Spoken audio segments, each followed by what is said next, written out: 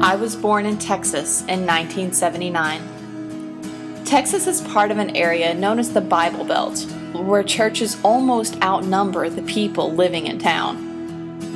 Growing up in the South is a very unique experience. Summers are hot, food is plentiful, family is always nearby, and people are friendly. Unless, of course, you happen to be a little different. I remember the first time I heard the term fag. It was directed at the art teacher in my school, and soon after he was fired, so I knew that whatever that fag was, it must have been bad. When I was in the 4th grade, my class took a trip to Austin, which is the state capital of Texas. But it was kind of an unusual day because there was a protest.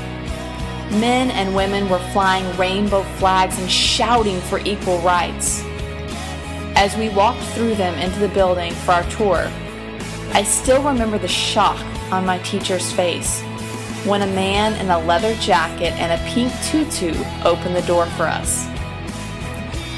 The image is still burned into my head, and the words that I heard in the coming weeks left a lasting impression.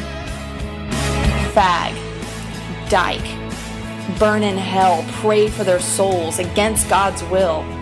These were angry words and sorrowful words and words of fear that I had never heard spoken.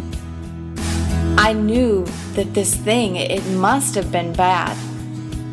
So one day I finally built up the courage to ask my mom and dad, who are both ministers, why everyone was so upset with the people with the flags and the funny clothes. And that's when my mom told me what homosexuality was.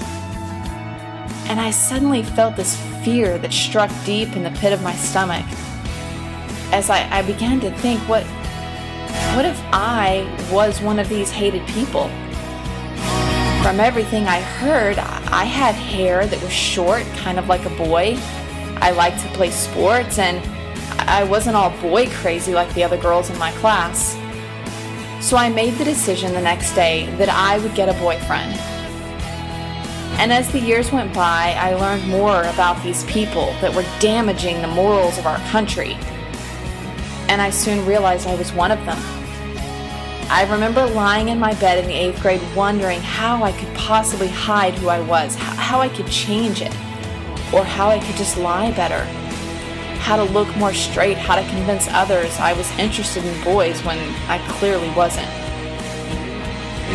High school wasn't any better.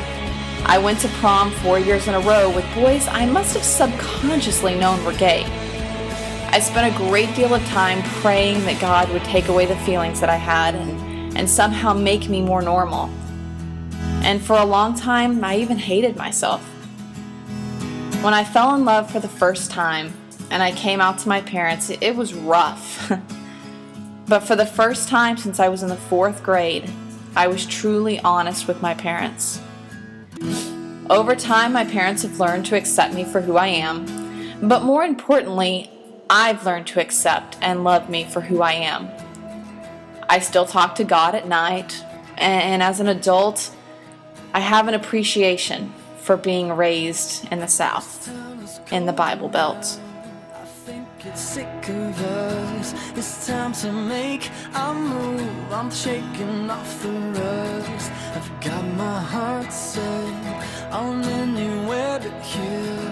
I'm staring down myself, counting up